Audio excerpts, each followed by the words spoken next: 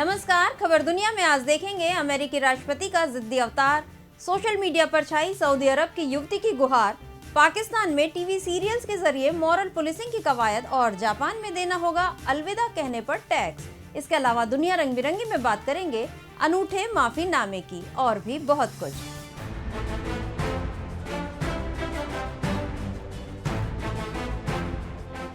तो सप्ताह भर की चुनिंदा अंतर्राष्ट्रीय खबरों के साथ खबर दुनिया में आपका स्वागत है। मैं हूं सर्वमित्रा।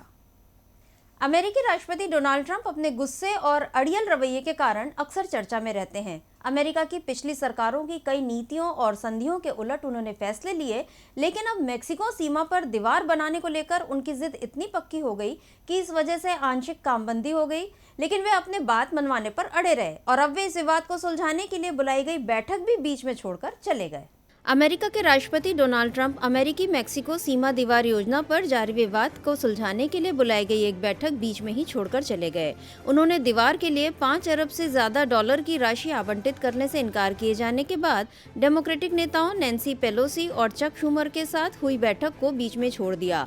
इससे पहले ट्रंप ने विपक्षी पार्टी के धन आवंटन के लिए राजी नहीं होने की स्थिति में राष्ट्रीय आपातकाल लागू करने की धमकी दी थी।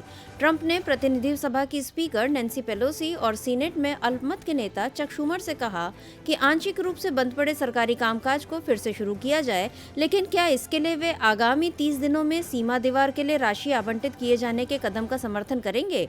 इसके जवाब में पेलोसी ने जब नहीं कहा तो ट्रंप नाराज हो गए। नाराज ट्रंप ने ट्वीट किया, मैं चक और नैन्सी के साथ बैठक बीच में छोड़कर आ गया।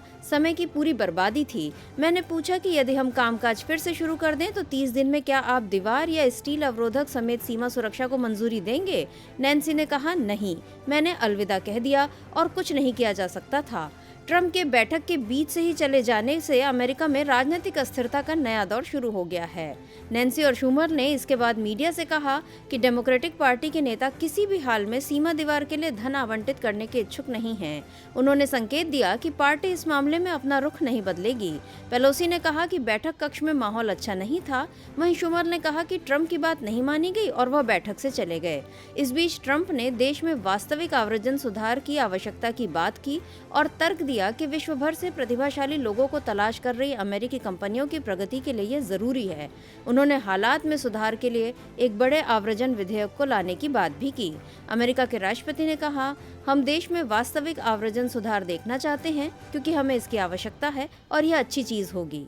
दीवार पर ट्रंप की जिद सुलह के रास्ते में दीवार बनकर ही खड़ी हो गई है और ये दीवार कब गिरेगी कहना मुश्किल है। वैसे एक दीवार सऊदी अरब की रहाफ मोहम्मद अल कुनूनू ने पार करने की कोशिश की। रहाफ बंधनों की दीवार के पार जाना चाहती हैं और इसके लिए उन्होंने सोशल मीडिया का सहारा लिया।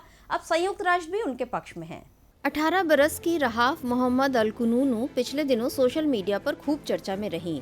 रहाफ सऊदी अरब के एक अमीर घराने की बेटी हैं, लेकिन वे बीते रविवार सऊदी अरब से भागकर बैंकॉक आ गईं और यहां से वो ऑस्ट्रेलिया जाना चाहती थी क्योंकि वहां टूरिस्ट वीजा आसानी से मिल जाता है। लेकिन उनके परिवार की शिकायत पर बैंकॉक एयरपोर्ट पर उन्हें पकड़ लिया गया। थाईलैंड प्रशासन ने उनका पासपोर्ट और अन्य दस्तावेज जब्त कर लिए। उन्हें होटल में रखा गया, लेकिन रहाफ ने वहीं से सोशल मीडिया पर खुद की जान बचाने की मुहिम शुरू की। उन्हें सोशल मीडिया पर अंतर्राष्ट्रीय मीडिया, समाजसेवी संगठनों और मानवाधिकार के लिए काम करने वाली संस्थाओं का साथ मिला। इसके बाद सोमवार शाम उनकी घर वापसी का फैसला खारिज कर उन्हें संयुक्त राष्ट्र में शरण देने का फैसला लिया गया। आपको बता दें कि रहाफ ने 2 साल पहले 2016 में इस्लाम छोड़ दिया और वो अपने परिवार के आतंक और बंदिशों से परेशान हो चुकी हैं, इसलिए वो अपने घर वापस नहीं लौटना चाहती। एयरपोर्ट पर पकड़े जाने के बाद रहाफ ने ट्वीट किया था, मैं अकेली रह सकती हूँ, स्वतंत्र और उन सब लोगों से दूर जो मेरी गरिमा का और मेरे औरत होने का सम्मान नहीं करते। परिवार ने मेरे साथ हिंसक व्यवहार किया है, मेरे पास इसके पर्याप्त सबूत हैं। रहाफ के मामले में संयुक्त राष्ट्र ने कहा कि अपने परिवार को छोड़कर जाने वाली 18 साल की सऊदी महिला कानूनन शरणार्थी हैं और उसने ऑस्ट्रेलिया से उसके पुनर्वास को कहा है।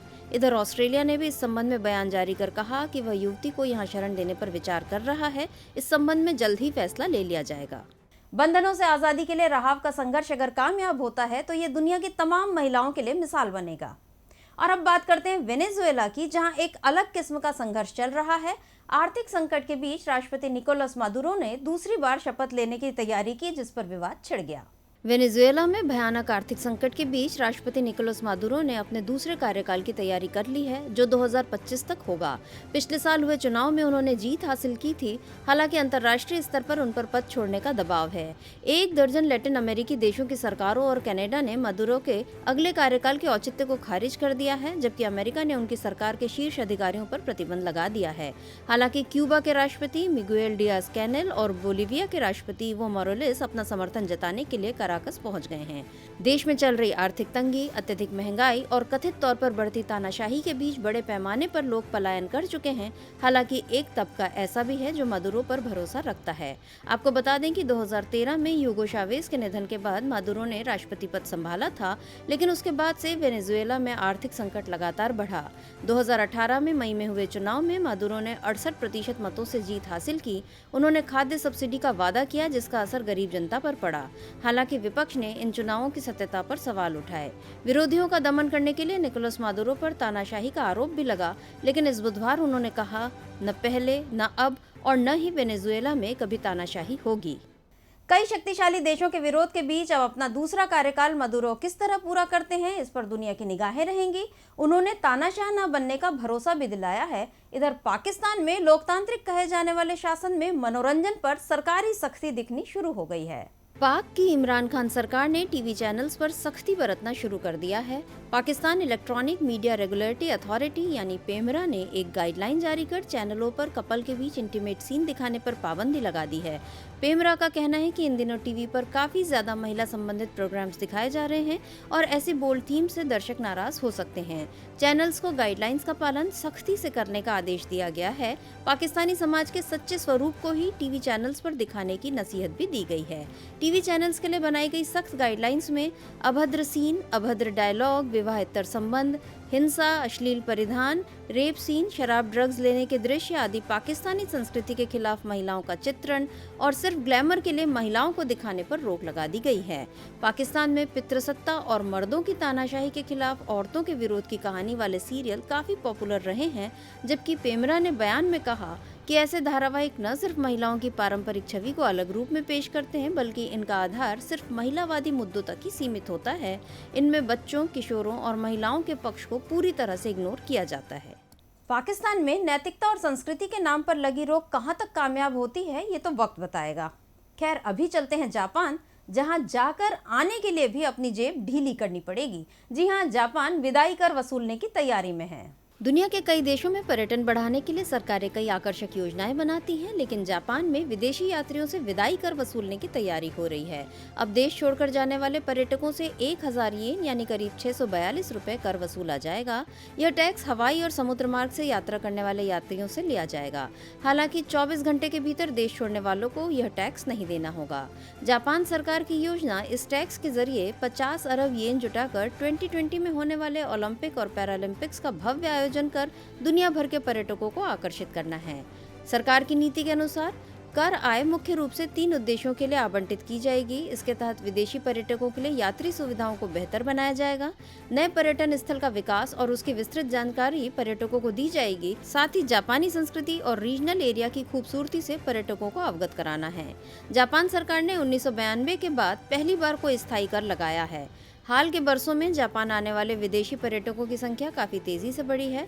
जापान टूरिज्म एजेंसी के मुताबिक 2018 में पहली बार विदेशी पर्यटकों की संख्या 3 करोड़ के पार गई। जापान में पर्यटकों की संख्या बढ़ाने में सबसे बड़ा योगदान एशियाई देशों के यात्रियों का रहा है।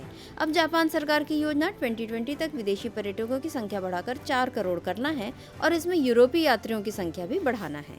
जापान में पर्यटक बढ़ाने की तैयारी चल रही है। उधर ऑस्ट्रेलिया में जेलीफिश लोगों को भगा रही है। देखिए ये रिपोर्ट। ऑस्ट्रेलिया के पूर्वोत्तर समुद्री तटों को बंद कर दिया गया और इसकी वजह है ब्लू बॉटल जेलीफिश, जिसने अब तक करीब 4000 लोगों को डंक मारा है। सर्फ लाइफ सेविंग क्वींसलैंड के मुताबिक सोमवार तक जेलीफिश से चोट खाए यानी डंक खाए 304 लोगों का उपचार किया गया, जबकि वीकेंड तक 3595 लोगों का इलाज किया जा चुका है। सर्फ लाइफ सेविंग क्वींसलैंड ने एक ट्वीट में कहा, ब्लू बॉटल का झुंड रेनबो बीच की तरफ आ रहा है, लाइफ सेवर बीच को बंद कर रहे हैं, प्लीज पानी से दूर रहिए। ये ब्लू बॉटल जेलीफिश पूर्वोत्तर में चल रही तेज हवा के कारण समुद्र तट पर आ गईं। आपको बता दें कि इसी अवधि में साल भर पहले 22,382 लोगों ने मेडिकल ट्रीटमेंट कराया था औसतन हर साल ब्लू बॉटल जेलीफिश के डंक मारने से 10,000 लोग घायल होते हैं। और अब खबरें दुनिया रंग बिरंगी से। प्यार के इज़हार के बहुत से नए नए तरीके प्रेम दीवाने इजाद करते रहते हैं। हालांकि लव लेटर सोशल मीडिया के इस दौर में भी असरकारी हैं, लेकिन लव लेटर अगर कागज पर न हो और प्लेन के सिक बैग पर लिखा जाए तो फिर उसकी चर्चा तो होनी ही है। ऐसा ही हुआ एंड्रिया के साथ, देखिए रिपोर्ट। अमेरिका की 21 साल की लड़की एंड्रिया का लिखा लव लेटर सोशल मीडिया पर खूब वायरल हुआ। दरअसल एंड्रिया ने यह खत प्लेन में लगे सिक बैग पर लिखा था और 1 साल पहले यह एक सफाई कर्मी को मिला। बीते हफ्ते इस शख्स ने इसे सोशल शेयरिंग साइट पर पोस्ट किया। इस लेटर को 49,600 बार शेयर किया जा चुका है और इस पर करीब 1200 कमेंट आ गए हैं। एंड्रिया ने अपने खत में लिखा कि वह एक लड़के को बेहद पसंद करती है और उसे अपनी भावनाएं बताने के लिए यह सफर कर रही है। वह लिखती है, मैं बुरी तरह बोर हो रही हूँ, मेरा वाईफाई नहीं चल रहा, इस वक्त मैं विमान में हूँ और मियामी से डिस्ट्रिक्ट कोलंबिया जा रही हूँ। मैंने कल सुबह 4 बजे विमान का टिकट लिया क्योंकि मैं अपने बेस्ट फ्रेंड को बेहद पसंद करती हूँ। वो बोस्टन से न्यू ऑरलियंस आ रहा है। इस दौरान वह डिस्ट्रिक्ट कोलंबिया में रुकेगा, जहाँ अपनी भावनाएं मैं उसे बताना चाहती हूँ। एंड्रिया ने यह भी लिखा कि मैं सेमेस्टर परीक्षा के लिए 4 दिन बाद ऑस्ट्रेलिया जाने वाली हूँ, लिहाजा उसे अगले 5 महीने नहीं देख पाऊंगी। उससे मिलने के लिए मेरे पास यही मौका है। अपने इस शानदार खत को खत्म करते हुए एंड्रिया ने खत के पाठक को उसकी तरह का मजेदार काम करने के लिए प्रेरित किया। उसने लिखा, मेरी मदद करो और वैसा ही पागलपन करो जो मैं आज कर रही हूँ। एंड्रिया के 1 साल पहले लिखे खत के बाद अब लोग जानना चाहते हैं कि उन्हें उनका प्यार मिला या नहीं।